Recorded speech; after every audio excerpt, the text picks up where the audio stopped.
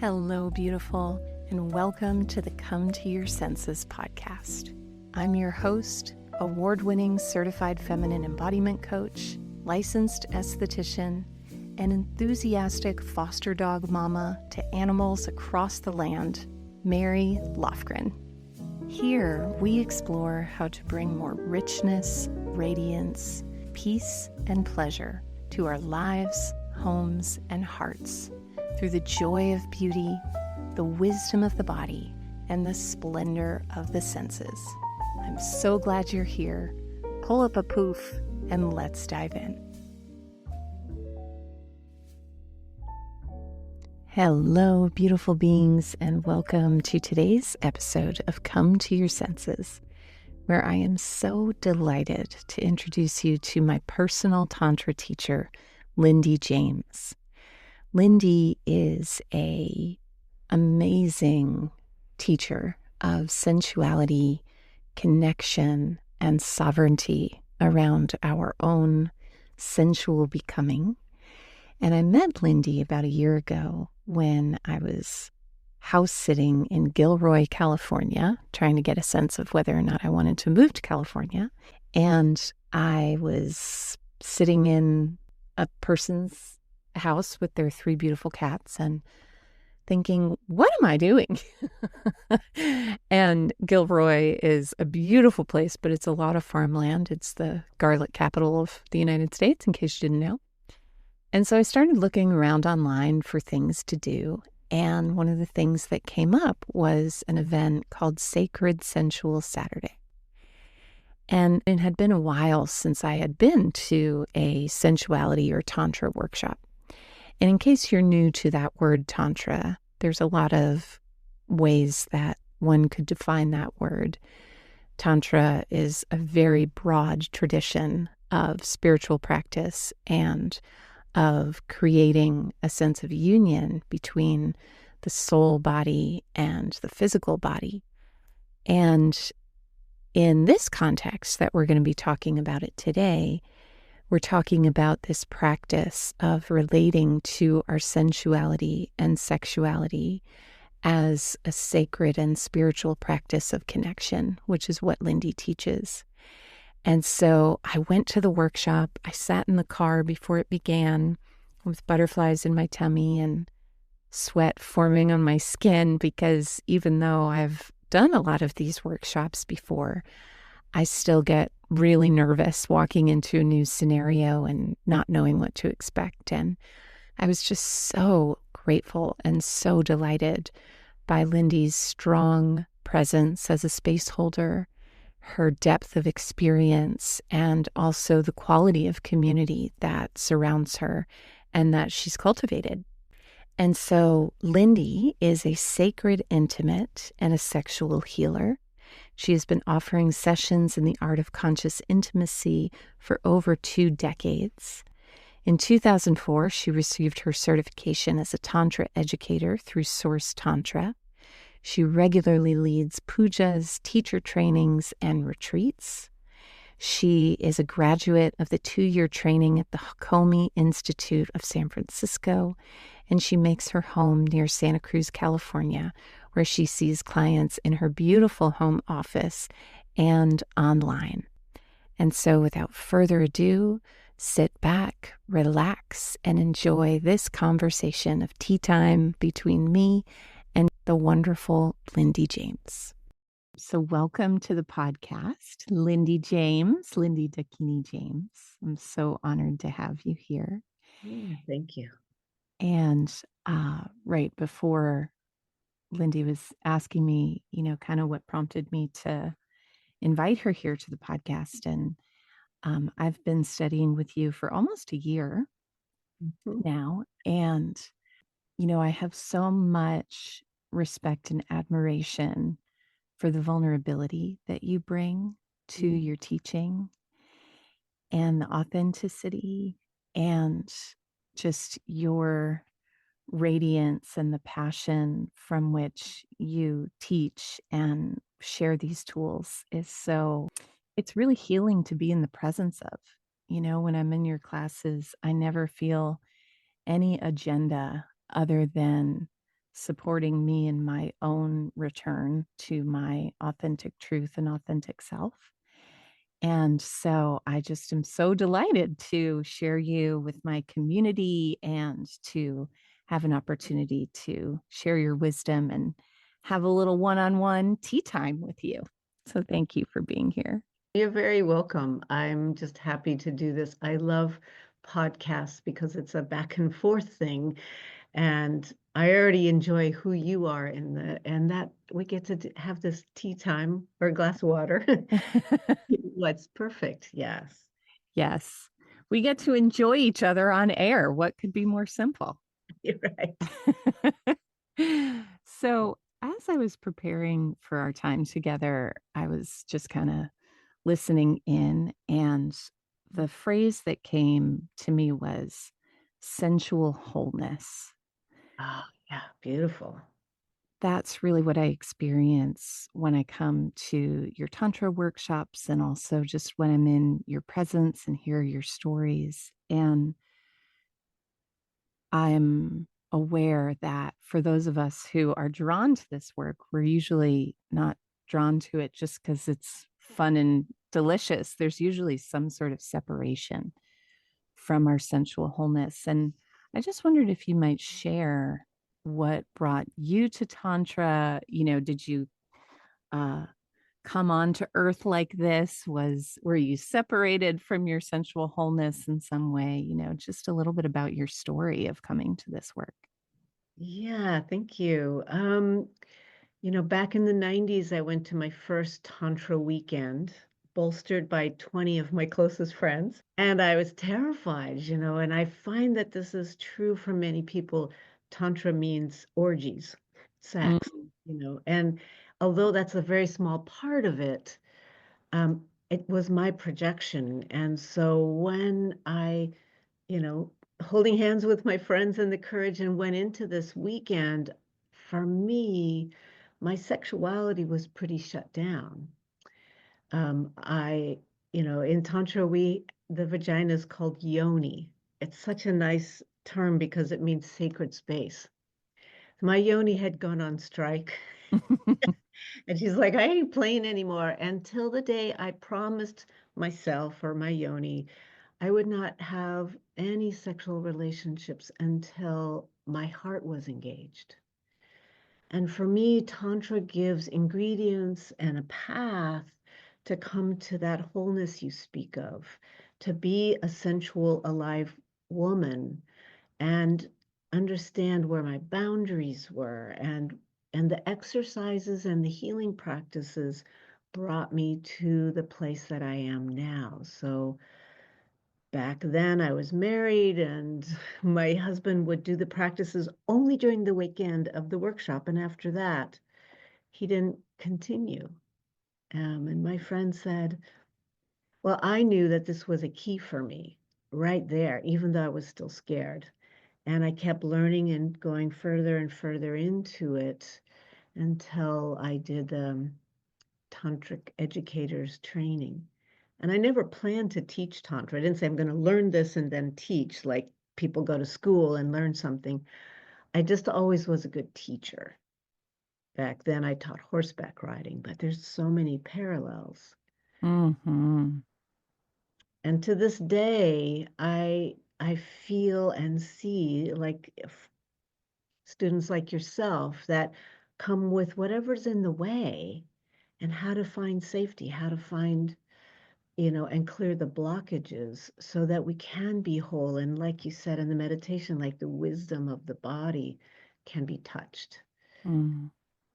You grew up on a ranch, is that right? Well, I grew up on a ranch. I didn't live on a ranch, but yes, I grew up with horses since I was 9, and it really saved my life. Really?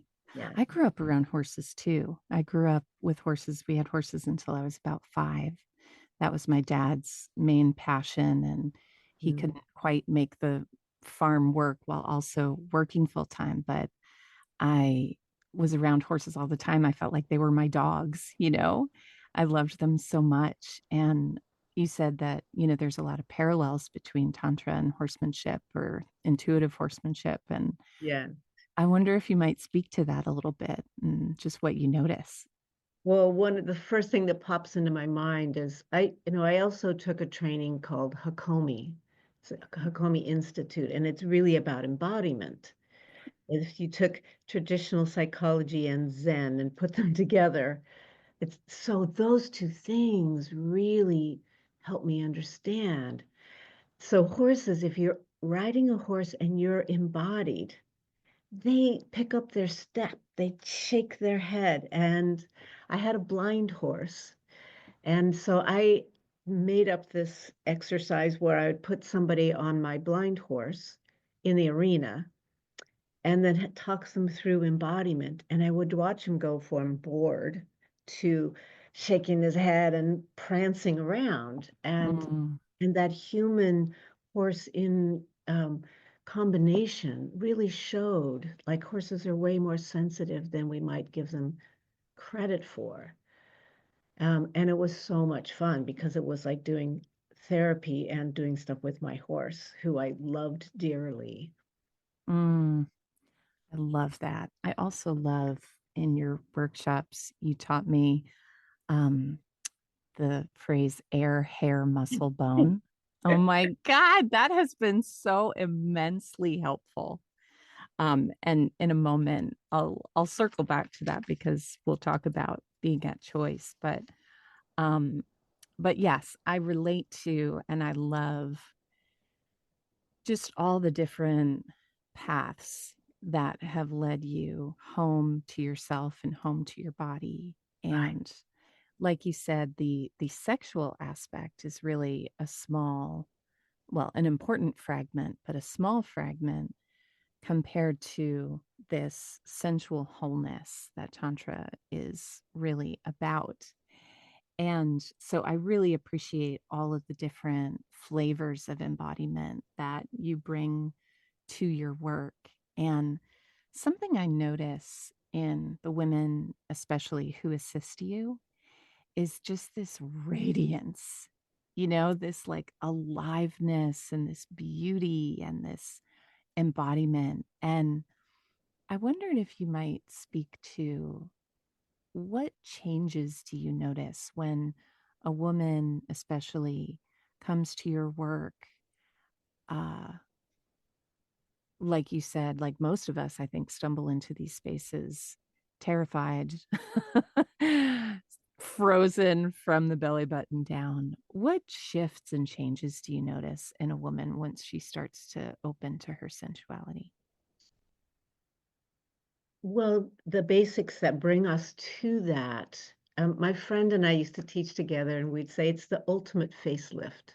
We're always trying to look better, but when that radiance shows up, it's just a light in the body.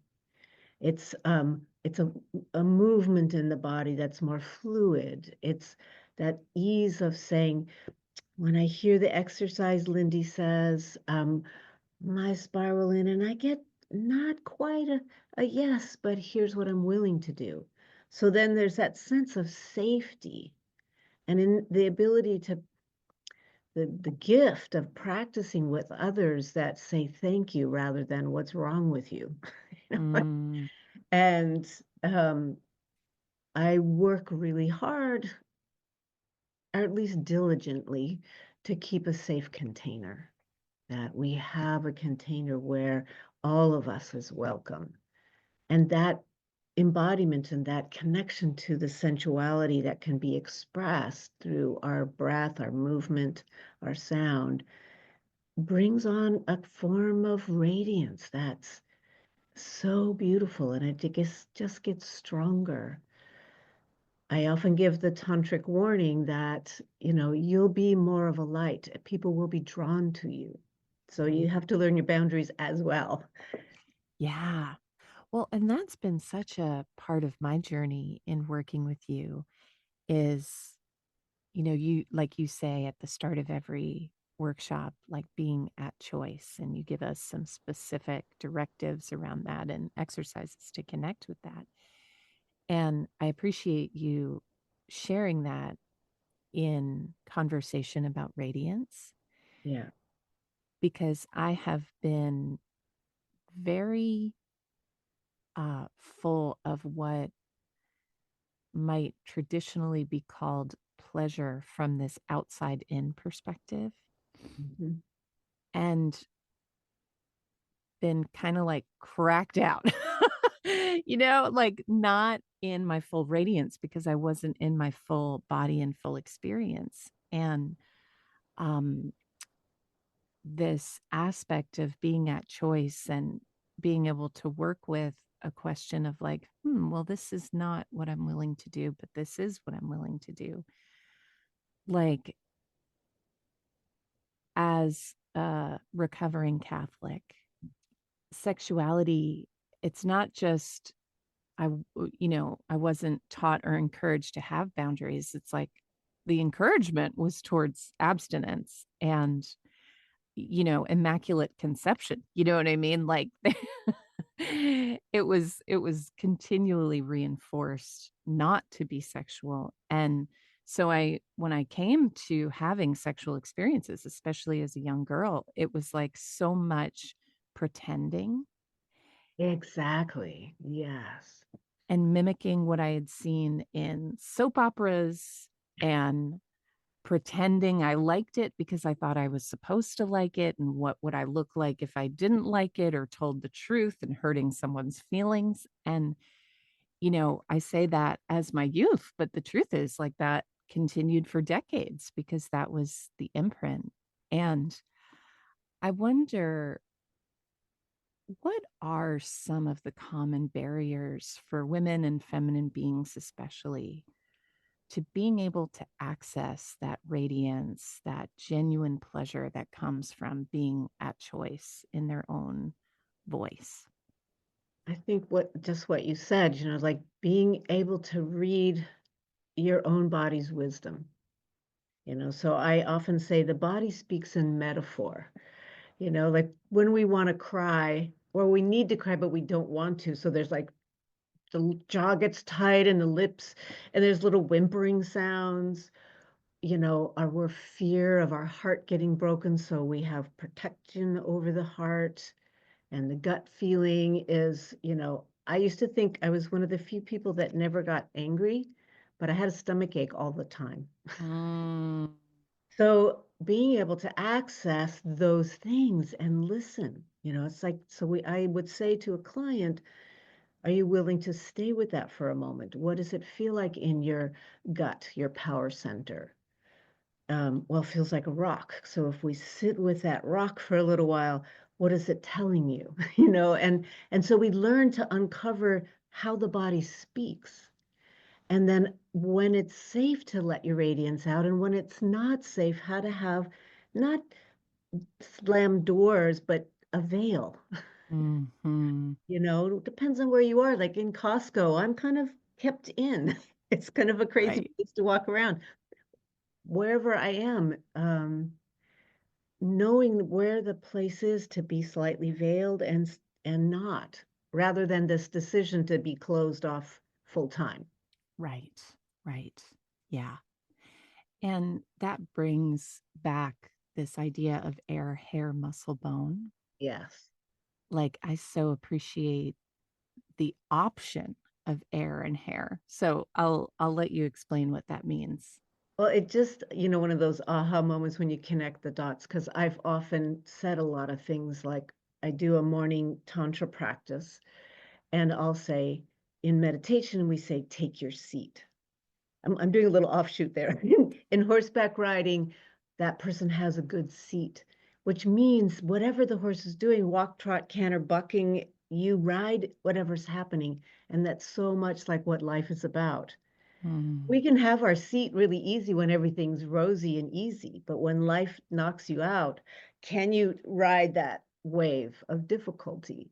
mm, And and with horses, that is, that's like connection with horses, but also I learned, the horse whisperer. There was a great cowboy named Buck Brannaman. He's even got a documentary out now. And I rode with him several times. And so one of the things he would say was, do as little as it takes, but do what it takes. mm, So I want the horse off of me because they'll lean in, and they want to see where they stand with you. And if you back up, they'll lean in more. you know. Mhm. So I'll go like this in the air. And if they don't know what it means, they'll lean into you. So then you might go, that's air. Hair is just touching them. Muscle is, giving a little more of a slap. And to the bone is like, boom. Mhm. And they'll go, oh, did you mean that? And then you do it in the soft way and they know what it means. So for us sitting with somebody, anybody, if I step back, if I put my hand up, that's air. If they don't get it, then I might actually put my hand on their shoulder and gently push them away. If they don't get it, hey, and if they Mhm. don't get it, it's not just physical, it's a verbal, it's a sound. And a lot of women have air and hair, but they don't have muscle or bone. We have to be fierce sometimes, and then we can be soft again. Mhm. And I had this example of a woman in a practice station, and she went to push the partner away, and he shoved his hand onto her chest and said, "Oh, you want to do hand on heart?" And she was just like, "Ah," Mhm. and we get stuck. So later on, I said to her, "You need to learn some bone, to be able to say, no, that's not what I meant." Yeah. And so that's a key piece I teach in my students to be able to say, because even if I have the best intentions, I can still make a mistake and push into your boundaries. And I want you to tell me, I will trust you more if I know you'll speak up for yourself. Mhm. So it helps the other person as well. Instead of writing them off as a jerk, it helps them learn. And the same with the horse. If you go straight to hitting them hard, they don't understand at all what they did. Because Yeah. horses, they pin their ears, they show their teeth. That's air hair. With Right. each other. When they go to the bone, they'll bite or kick. So they understand that language. Mm. And I think our bodies do too with one another. Mhm. Yes. I really appreciate that piece about like we help each other by sharing our boundaries because I know for myself, when I would have a boundary come up, I would instantly go from, I would instantly go to bone, right? But Yeah, I wouldn't actually go to bone. I would just go away. right. My boundary would be crossed. And because the freeze was so embedded in my system, Yeah. I would just do what I had to do to endure what was happening, you know, fawn and tend and then, go have a trauma response, in another room and then be like, that person's an asshole or whatever. Yes. And I remember in one of your workshops having a moment where I felt like my boundaries had been crossed and saying, and this was such a win, saying, I feel uncomfortable, and like being able to take the sensation in my body and put words to it, Exactly. which I'm pretty good at doing in day to day life. But Yeah. in a situation where erotic energy is at play, it's like for me, especially like having a history of sexual trauma, it's like the freeze is is that horse who only knows how to bite and kick, you know? And so when we freeze, it's like our language centers shut down. So like that experience of being triggered, feeling like my boundary had been crossed, and then being able to communicate in words in a more air hair kind of fashion was so healing for me. I And remember you were so proud of yourself. Lindy, I did it. It didn't totally, go away. And totally. and that brings me so much joy because I can't do it for everybody, but I can give you the ingredients of what safety might look like. And that person didn't even register that he had crossed a boundary. But by Right. you saying that, it brings it to his attention. And that speaks to, there's the collective, even though you and I have some training and some information, there's still the collective, there's the history of how we've been with ourselves and others have been with us, particularly as women, but that is across the board for everybody. And our religion, our social situation, our home, it was not safe in my home. I shut down pretty hard because my father was very inappropriate. I know I was like at that point of a young woman coming into her puberty and her aliveness. My breasts were starting to grow and having little comments even about it. It's Hmm. like, ooh, I want to hide. So Tantra is a path that helps us heal, almost like going back in time and healing. It's a weird thing. It's part of the Hakomi training too. It's like that younger self comes up and she freezes and she feels unsafe. And then we start to have words as adults. It doesn't mean the younger part isn't there. But as an adult, when we speak our boundaries, our body starts to feel safe. We cannot Hmm. go into sexual, spiritual work until we have those ingredients. To me, that's the foundation. Hmm. Hmm. Well, and something I so appreciate about your workshops is it's this environment where we get to practice Yeah, instead of waiting to be in relationship to work with these triggers and to work with these freeze responses. yeah, I remember one time coming to one of your workshops and saying to myself in the car on the way there, like, okay, little fawn in the woods that likes to hang out in the wings and, you know, shuts down, like, you're welcome here. Come on into the workshop because I would get mad at myself if I went into freeze or if I, yeah, didn't do it perfectly or didn't like speak my boundaries with authority or whatever. And it's like, well, what am I doing here? I'm not coming here with mastery. I'm coming here to learn. And yeah, so being able to bring all those parts of ourselves into a practice space yeah. is so incredibly healing. And I wonder for someone who is listening, who maybe is curious about this path, but like we talked about, is also scared. Nervous. Yeah. I wonder what guidance you might offer them to just even putting the tip of their big toe in the direction of the path if we start really small and really air. Yeah, we do. When I do a beginner class, I have one online, but I mostly do the levels in my living room Hmm. here. Um, it's of course clothing on. I have people call up and say, "I'm coming to your Taste of Tantra. Is it clothing optional?" Right.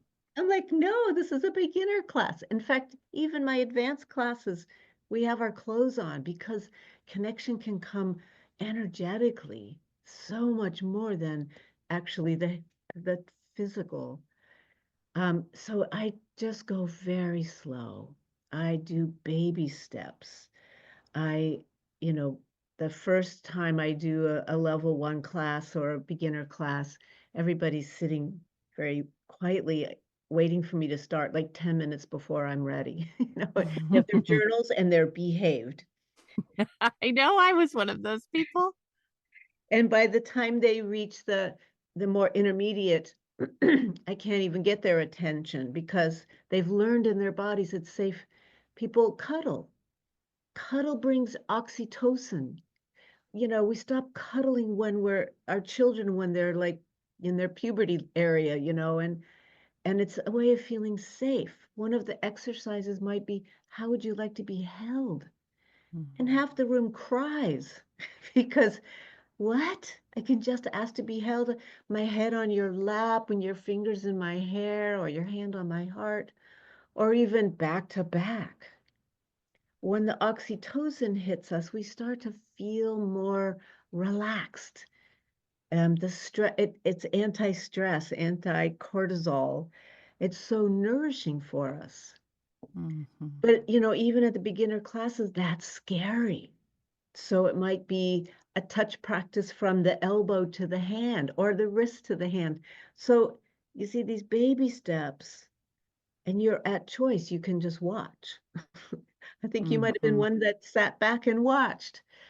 And Totally. then, like, oh, look, everybody was being respectful and kind. Okay, I want to try the next one.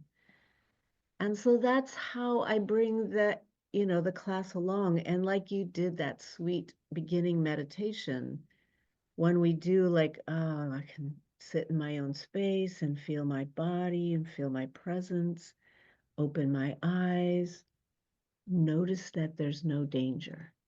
Because Yeah. when you have trauma, you're looking as it's if the danger's in the room. So open your eyes and notice nobody's approaching you. There's nothing you have to do. And we start to change that fear or trauma or simple wounding. Not that wounding is simple, but it's a different process.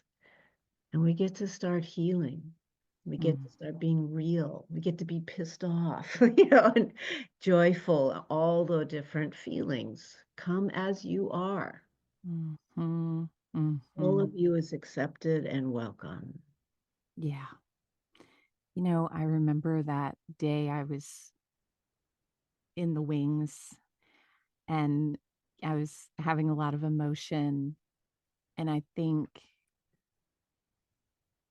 my, I think there was a part of me that was testing, like, is it really okay if Yeah, I don't, like there's been so much pressure in my life and my perception, especially of the masculine, of like this appetite, uh, this insatiable appetite that let me see.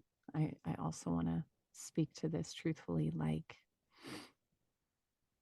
is it really okay that I don't engage, don't participate? Like, is there room for the slowest part of me to be here? yeah, good question. And absolutely, there was. Like, that was a corrective experience for me.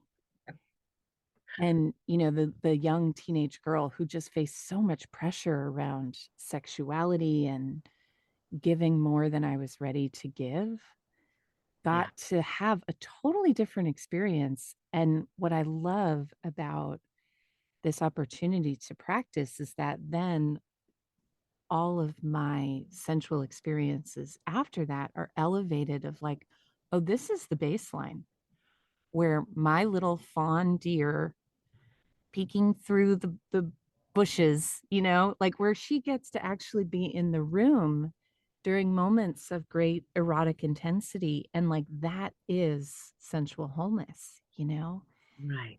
And there's just like, God, I like to lose my taste for anything but that is so um it's just like everything I've ever wanted around this area of my life.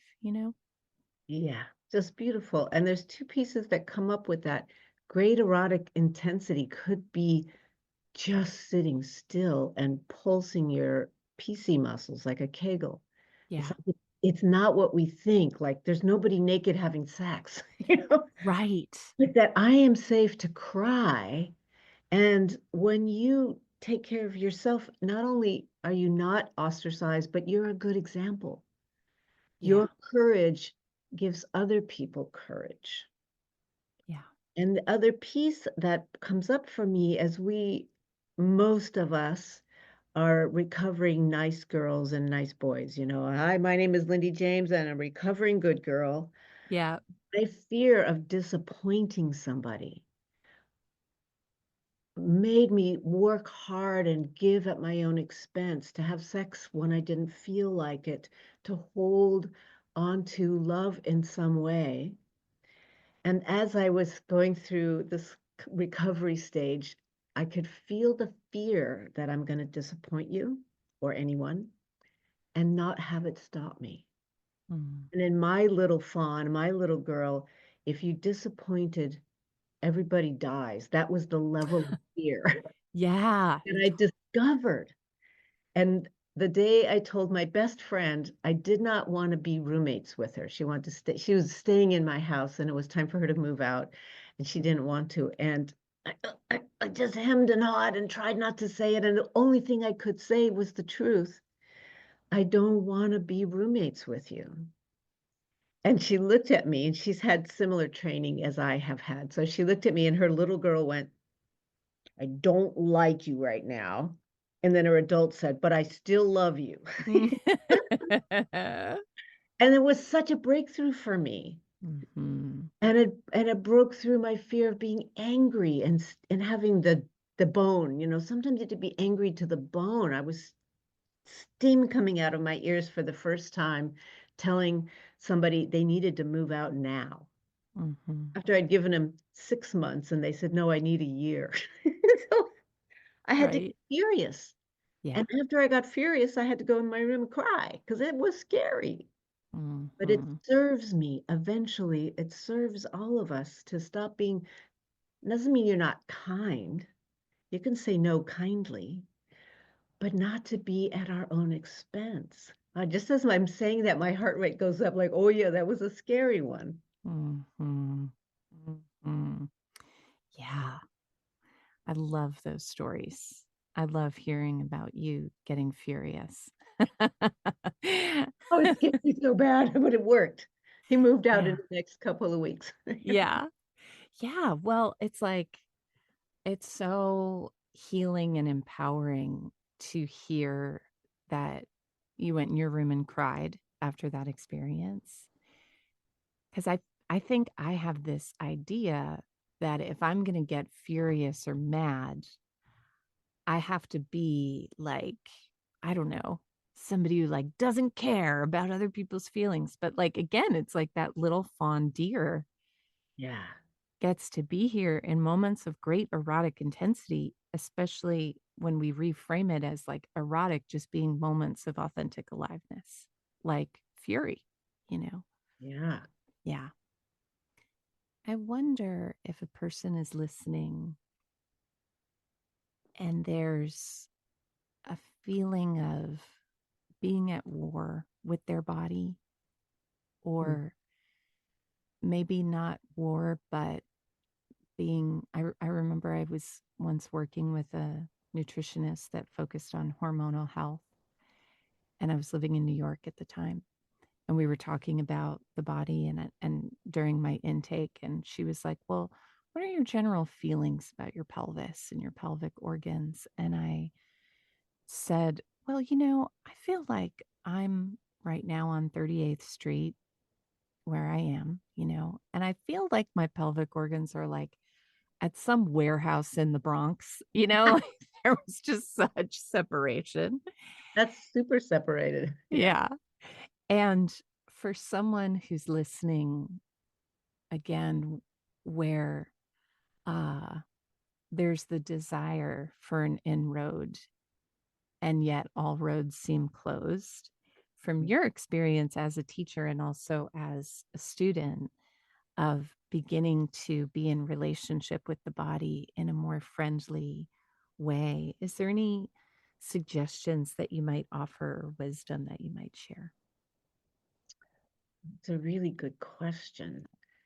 Um, you know, I in all my classes that I teach, I start with a meditation similar that what you start with. And so I slowly, very gently come down into the body where, if you squeeze, release your PC muscles, a Kegel, you start to feel just the movement. It doesn't mean anything. It's just I feel something move.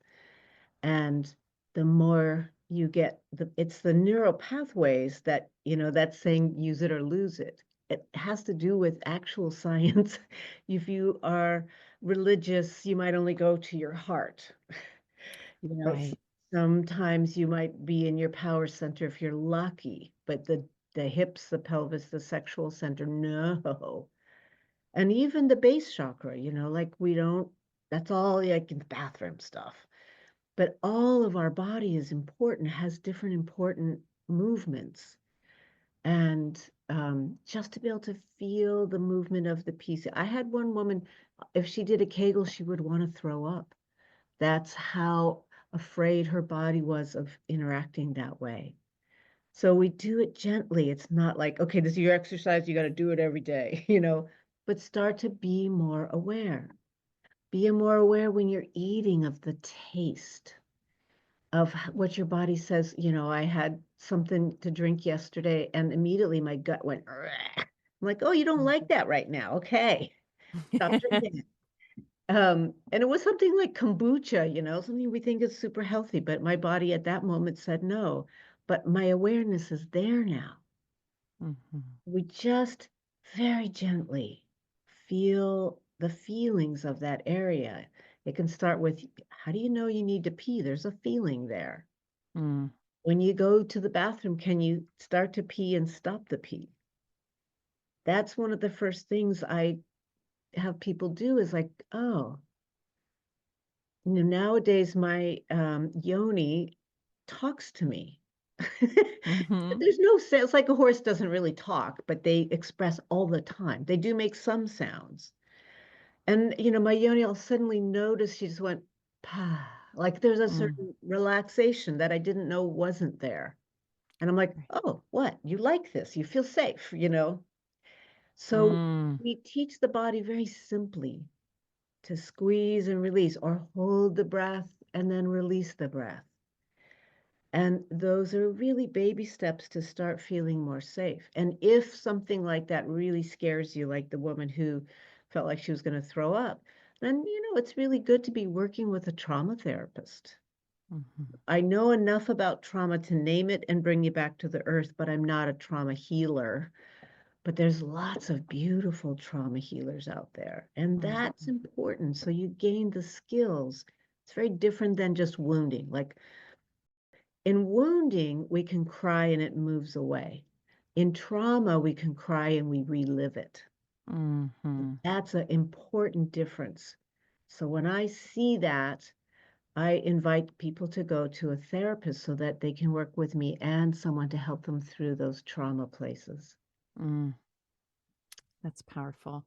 Yeah, I get the tingles just saying it. Yeah. I love that distinction between wounding, where we feel strong feelings, but trauma is where we really relive something that's past. That's a really powerful definition. Um, my last question, and this is kind of a fun question, is there a part of the body that you feel is often overlooked? When it comes to sexual and sensual pleasure, the normal association is the yoni or somewhere around the genitals. But is there a part of the body that, in the relationship to this sensual wholeness, that you feel like is often overlooked? And it could even be the non physical body, you know? Right. So definitely energetic. I have people stand apart in the room and one person gets to go like this or stop or back up and they start to tune in with how that feels. Like, oh, wow, I felt abandoned. Oh, wow, I felt invited, And then I do practices where I call it pleasure mapping. So there's pleasure in the skin between the two little fingers. They're really sensitive. Hmm. Palm of the hand if you touch lightly, or the wrist, the elbow behind the knee. So I start, from the extremities in towards the center Mm. and breathing and sounding. And, most people, when they feel any sort of pleasure, they're silent. Hmm. But in Tantra, we teach take a deep breath and make a sound. It will amplify that simple, oh, yummy feeling that happened in your elbow. You know? Yes. And if you don't like something, can you slow down? Could you stop right there? Oh, yeah, that's better. That we find our voice in the simplest ways. And those that are in a hurry that want to go straight to the sexual part, they're in the wrong place. My Mm-hmm. class is not the right place for you. My class is the place where you start to feel like I can express my sensuality and my boundaries within it in a joyful way. And then when I say what I want, the person I'm practicing with says, thank you. Oh my God, that's a huge transformation in so many ways. So we can do that with ourselves. We can enjoy a sunset and let it touch every cell in our body. We can enjoy an eye gaze or that exercise I spoke of and feel it everywhere. And that's what embodiment means, to be fully in your body, to be fully have full access to your sense perceptions in all of them, not just, I mean, we can just touch our genitals or the nipples or whatever, and there's a physical reality to that. But Mm-hmm. the sensual reality is by far the most beautiful, Mm. that it can feed our body. So, like we think Tantra is about sex, it's really about allowing sensual energy without a goal and breathing it through every cell and walking through life kind of lit up. That's the radiance. Mm-hmm. Mine. It's nobody else's. Mm-hmm. Oh, I You like love that one, that. huh? Yeah. I love that. When you were talking about the oxytocin of, how do you want to be held? Like, I could feel my whole body melting with memory of being in workshops and pujas um and similarly when you're talking about the energy body and the radiance, like I feel that in my own body. And a big part of that has been participating in your morning tantra practice. Like I love you have a quote on your website. I think it's a Rumi quote about tuning the heartstrings to love. Yeah. Is that right? And your morning tantra practice is really like attuning the body to attuning of the heartstrings of the body to love. And I wonder if you might just speak about your morning tantra practice as a really simple step to begin connecting with the body in this way. And Yeah. It's so in Buddhism, they always talk about we're always training the mind. So you can train it negatively or positively. And so in my morning meditation, we do always an embodiment practice. And then I will say, like, what are you grateful for? Being in gratitude for the simplest things. We don't have bombs in our backyard. My yard is in full bloom. That's such a joy for me. mm, And so filling up with gratitude, and I'll say, thinking about your day, what intentions would serve me today? Well, I'm going to make sure I get out in my garden, even if it's only 15 minutes. I'm going to walk. I set a timer when I work on the computer because it hurts my neck. Every 30 minutes, I get up and dance a little bit. So yeah. every day and I teach a little piece of Tantra. In Tantra, we talk about the breath, the body, the movement, the sound to unlock stuck places. So each time is different, and I never know what I'm going to say. And I just sit down, start with embodiment practice, and then something comes up. And so people tune in. It's 8 to 8:30, or they can listen to it later because I record it, and I get lots of wonderful feedback. Some people have been doing it for years with me. It helps me get out of bed even when I don't feel like it. Mm-hmm. And Mm-hmm. so because other people are there, and then I always feel better afterwards. Oh, Mm-hmm. Mm-hmm. And you do it Monday through Friday. I do. I get the weekends off. Yeah, it's amazing. It's And it's just amazing. a half an hour, but it really helps. Yeah. Yeah. So that's one way that people can access your teachings and your work. You also do a taste of Tantra in person occasionally and online. Yeah. right? Yeah. And that's the first Friday of every month. So it's Okay. easy to remember. Online, you sign up, you'll get the link. Yeah. And then you also do amazing, resplendent in-person experiences at your home in Santa Cruz, California, or Aptos, California. Yes, Yeah. and I do. And so I have 3 levels, 1, 2, and 3, and you start at the basics, and I bring people along very slowly. You can find those things on my website. And I also have a foundation class, which is then with the same people. So you can do the one-off half days, but the foundation is still a half day, but it's 5 months in a row. So you can practice with the same people. And that helps to feel community, to feel like you're not just doing a one-off and that's it. And then people can practice with each other once they get to the more experienced levels. Hmm. Yeah, that has been such a powerful aspect of working with you is seeing the same people over and over and developing that sense of trust and safety. Yeah. And Yeah. before anybody does anything with me in person, I offer a discovery session. It's 15 or 20 minutes. It's free. It's on the phone. And I just have a list of questions for you. And then I make suggestions from there. So if you've already had a little bit of Tantra experience, I might say, well, come to level 2 or do the taste of Tantra to see if we're a good fit. Hmm.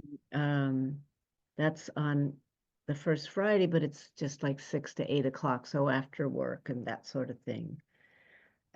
So like we get to feel each other to see if it's a good fit. Yeah. Yeah. Beautiful. Well, thank you so much for sharing your beauty and your wisdom and your passion with us. One of the things Lindy will say in class is that she gets to be bliss conductor, where you're leading exercises. And just thank you so much for your devotion to your own bliss and to liberating others, myself included, to experience theirs. Really appreciate you. You're welcome, and thank you for having me. It's been a Mhm. pleasure. For more gems on how to awaken the sacred within and around you through the beauty, wisdom, and wonder of the body, head to marylofgren.com. There you'll find a candy land of resources, including my signature playlist, 100 Songs to Slow You Down, a free audio collection in celebration of beauty, as well as gaze upon the full library of the podcast. You can also check out my award-winning coaching services, join the waitlist for one of our global retreats, or flirt with stepping through the garden gates of the sanctuary community. Come explore how to live with more slowness, sacredness, and sensory luxury at marylofgren.com.